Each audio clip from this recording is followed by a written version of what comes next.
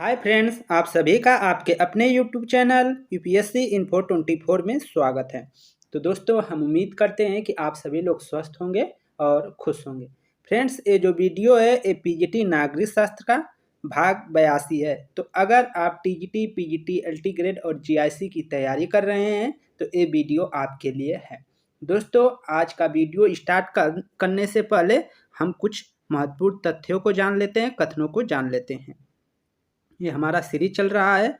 हम डेली कुछ ना कुछ कथन लेकर आते हैं जो आपके आगामी एग्जाम के लिए अति महत्वपूर्ण साबित होंगे। तो कथन क्या है? मैं और भय दोनों जुड़वा भाई हैं। यह कथन किसका है? मैं और भय दोनों जुड़वा भाई है। तो इसने हाब्स ने इस कथन को कहा है। प्राकृतिक अवस्था में मनुष्य का जीवन एकांकी, दिनहीन, घृणित, पाशविक तथा क्षणभंगुर था। यह किसने कहा है? तो हाब्स ने कहा है। प्राकृतिक विधि बुद्धिमत्ता की विधियां हैं। प्राकृतिक विधियां बुद्धिमत्ता की विधियां हैं। यह भी कथन हाब्स का है। कानून संप्रभुता का आदेश है। किसने कहा है? तो हाब्स ने कहा है कि कानून संप्रभुता का आदेश है। आगे, प्राकृतिक अवस्था शांति, सद्भावना, पारस्परिक सहयोग तथा सुरक्षा की अवस्था है। ये किसने कहा है? तो ये लॉक ने कहा है। एक तरफ जहां हाब्स कहते हैं कि प्राकृतिक अवस्था मनुष्य की जीवन एकांकी, दिनहीन, घृणित, पाशविक तथा सर्वभंगुर था, तो वहीं पे लॉक कहते हैं कि प्राकृतिक अवस्था शांतिपूर्ण, सद्भावना और पारस्परिक सहयोग तथा सुरक्षा की अवस्था है। यह किसका है? तो यह लॉक का कथन है। आगे देखते हैं।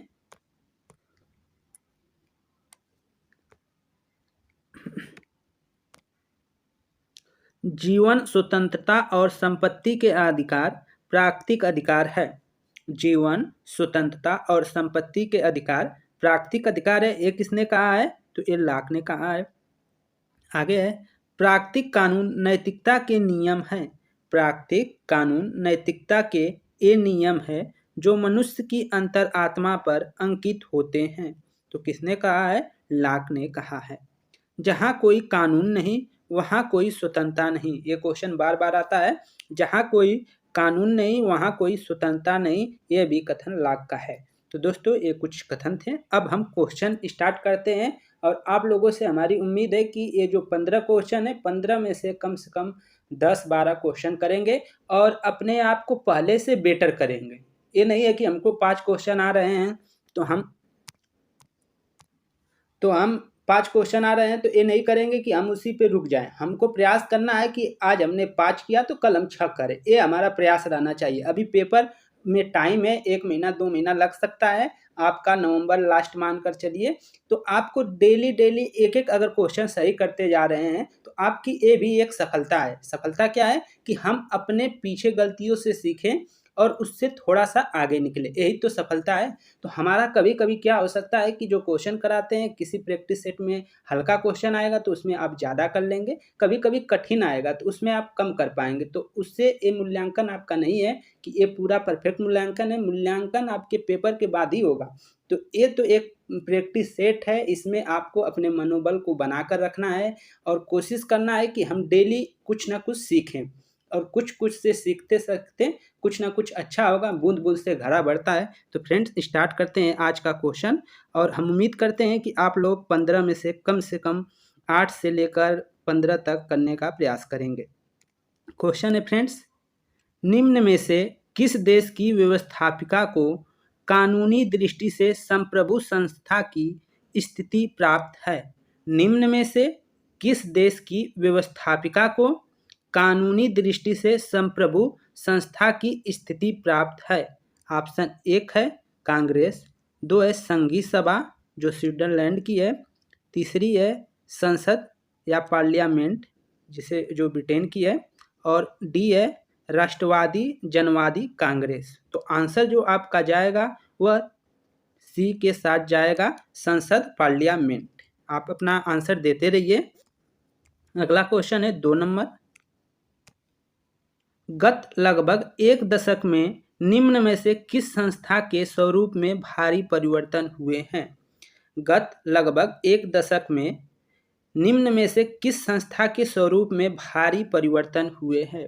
ऑप्शन एक है लाड सभा, बी है सीनेट, सी है राष्ट्रीय जनवादी कांग्रेस और डी है आपका राज्य परिषद स्विट्जरलैंड।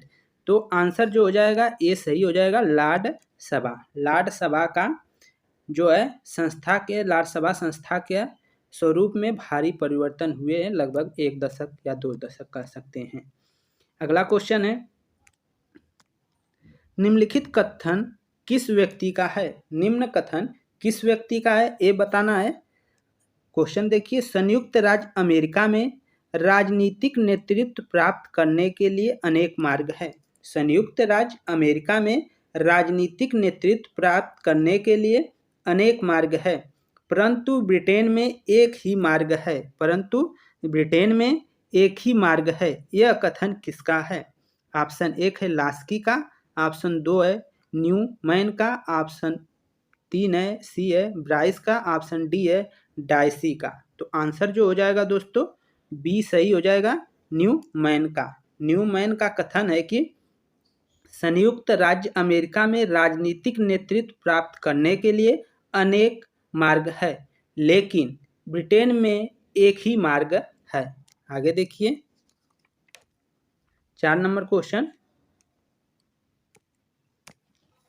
समितियों को कानून निर्माण में सर्वाधिक शक्तिशाली भूमिका निम्न में से किस देश की व्यवस्था में प्राप्त है? समितियों को कानूनी निर्माण में सर्वाधिक शक्तिशाली भूमिका निम्न में से किस देश की व्यवस्था में प्राप्त है? तो आंसर कौन सा हो जाएगा ये बताइए। ऑप्शन ए है ब्रिटेन, बी है अमेरिका, सी है स्विट्जरलैंड, डी है चीन। तो आंसर जो जाएगा दोस्तों बी के साथ जाएगा, अमेरिका। आंसर कौन हो जाएगा चौथा का? बी हो जाएगा, अमेरिका। आगे देखिए 5वां नंबर क्वेश्चन, निम्न में से किस देश की व्यवस्थापिका एक सदनात्मक है? निम्न में से किस देश की व्यवस्थापिका एक सदनात्मक है? ऑप्शन एक है ए है अमेरिका, बी है चीन, सी है स्विट्जरलैंड और डी है ब्रिटेन। तो आंसर जो हो जाएगा चीन हो जाएगा दोस्तों। चीन में, ठीक है, चीन देश की जो व्यवस्थापिका एक सदनात्मक है। आंसर चीन है। अपना देखते रहिए आप कितना कर ले रहे हैं, 4, 5, 10 जो भी कर ले रहे हैं उससे आप डेली अच्छा करने का प्रयास करिए। आगे देखिए 6 नंबर, निम्न में से किस संस्था के सदस्य अनुपातिक प्रतिनिधित्व की सूची पद्धति के आधार पर चुने जाते हैं? निम्न में से किस संस्था के सदस्य अनुपातिक प्रतिनिधित्व की सूची पद्धति के आधार पर चुने जाते हैं? ऑप्शन ए है सीनेट, ऑप्शन बी है राष्ट्रीय जनवादी कांग्रेस, ऑप्शन सी है लाड सभा, ऑप्शन डी है सीनेट विश्व का द्वितीय सदन।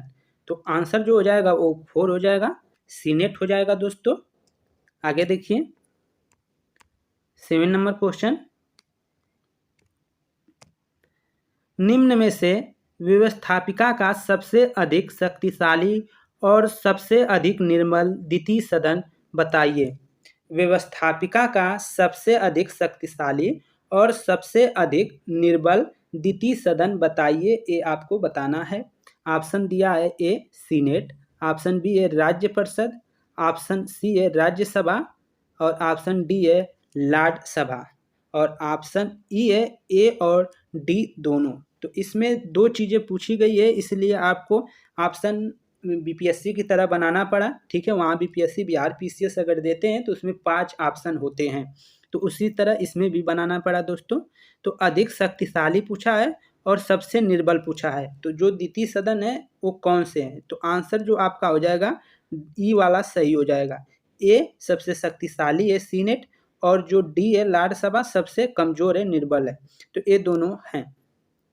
इनके बारे में थोड़ा सा तथ्य है, सर्वाधिक शक्तिशाली अमेरिका की सीनेट है और सर्वाधिक निर्बल सभा जो है लाड सभा है, जो आपका ब्रिटेन का है, इंग्लैंड का है। ठीक है, अगला क्वेश्चन 8 नंबर, स्विट्जरलैंड में निम्न में से कितनी संख्या में नागरिक संविधान में संशोधन का प्रस्ताव करते हैं? स्विट्जरलैंड में निम्न में से कितनी संख्या में नागरिक संविधान में संशोधन का प्रस्ताव करते हैं? ऑप्शन ए है 60,000, ऑप्शन बी है 50,000, ऑप्शन सी है 30,000 और ऑप्शन डी है, यहाँ पे डी रहना चाहिए 40,000। तो आंसर जो हो जाएगा दोस्तों बी सही हो जाएगा 50,000। यहाँ पे डी रहना चाहिए, यहाँ पे डी रहेगा। ठीक है, 40,000 आंसर है उसका। 9 का क्वेश्चन देखिए, 9 क्वेश्चन को, राष्ट्रपति संविधान में संशोधन का विधेयक संसद में प्रस्तावित कर सकता है। राष्ट्रपति संविधान में संशोधन विधेयक संसद में प्रस्तावित कर सकता है तथा आवश्यक है कि संसद उसे पारित करे। तो कितने से पारित करेगा ये बताना है, 3/4 बहुमत से, 2/3 बहुमत से और 3/5 बहुमत से, साधारण बहुमत से। तो आंसर जो हो जाएगा 3/5 बहुमत से। आगे देखिए, फ्रांस की व्यवस्थापिका का निम्न सदन है। फ्रांस की व्यवस्थापिका का निम्न सदन है। सद सदन, सीनेट, संघीय सभा, राष्ट्रीय सभा। तो कौन सा हो जाएगा दोस्तों? तो आंसर हो जाएगा डी, राष्ट्रीय सभा। आंसर क्या हो जाएगा? डी, राष्ट्रीय सभा। फ्रांस की व्यवस्थापिका का निम्न सदन राष्ट्रीय सभा है। आगे देखिए 11 नंबर क्वेश्चन, फ्रांस की व्यवस्थापिका का उच्च सदन है। फ्रांस की व्यवस्थापिका का उच्च सदन है। ऑप्शन ए है लॉर्ड सभा, ऑप्शन बी है राज्य परिषद, ऑप्शन सी है सीनेट और ऑप्शन डी है सदन। तो आंसर जो हो जाएगा इसका सी सही हो जाएगा, सीनेट। आंसर क्या हो जाएगा? सीनेट। आगे देखिए 12 नंबर क्वेश्चन, फ्रांस की संसद के प्रथम तथा लोकप्रिय सदन राष्ट्रीय सभा की सदस्य संख्या है। फ्रांस की संसद के प्रथम तथा लोकप्रिय सदन राष्ट्रीय सभा की सदस्य संख्या है, कितनी है? ऑप्शन एक है 465, ऑप्शन बी है 577, ऑप्शन सी है 491, ऑप्शन डी है 619। तो आंसर हो जाएगा बी 577। ऑप्शन क्या हो जाएगा फ्रेंड्स? बी 577। आगे देखिए 13 नंबर क्वेश्चन, राष्ट्रीय महिला आयोग बनाया गया। राष्ट्रीय महिला आयोग बनाया गया। ए है संघीय मंत्रिमंडल के निर्णय द्वारा, बी है संविधान में संशोधन द्वारा और सी है संसद के द्वारा पारित कानून द्वारा और डी है भारत के राष्ट्रपति के एक आदेश द्वारा। तो आंसर जो हो जाएगा सी सही हो जाएगा, संसद के द्वारा पारित कानून द्वारा। ठीक है, तो संसद के द्वारा पारित कानून द्वारा ही राष्ट्रीय महिला आयोग बनाया गया। ऑप्शन सी सही हो गया। 14 नंबर क्वेश्चन देखते हैं, भारत में संघीय विधानमंडल द्वारा कब बंधुआ मजदूर प्रथा उन्मूलन कानून पारित किया गया? भारत में संघीय विधानमंडल द्वारा कब बंधुआ मजदूर प्रथा उन्मूलन कानून पारित किया गया? ऑप्शन ए है 1973 में, बी है 1975 में, सी है 1976 में, डी है 1977 में। तो इसका जो आंसर हो जाएगा दोस्तों वह सी हो जाएगा 1976 में। आगे देखिए 15 नंबर क्वेश्चन, राष्ट्रीय एकता परिषद का उद्भव किस सन में हुआ था? राष्ट्रीय एकता परिषद का उद्भव किस सन में हुआ था? ऑप्शन एक है 1950, ऑप्शन बी है 1961, ऑप्शन सी है 1986, ऑप्शन डी है 1989। तो आंसर हो जाएगा बी 1961 में हुआ था। राष्ट्रीय एकता परिषद का उद्भव किस सन में हुआ? तो आंसर हो जाएगा 1961। तो फ्रेंड्स ये 15 क्वेश्चन यहीं पे समाप्त होते हैं। हम उम्मीद करते हैं कि ये वीडियो आपको पसंद आई होगी। तो दोस्त अगर वीडियो आपको 1% या थोड़ा भी पसंद आई हो तो प्लीज़ वीडियो को लाइक कर दें और चैनल पे नए हैं तो चैनल को प्लीज़ सब्सक्राइब कर दें मेरे दोस्त। नमस्कार।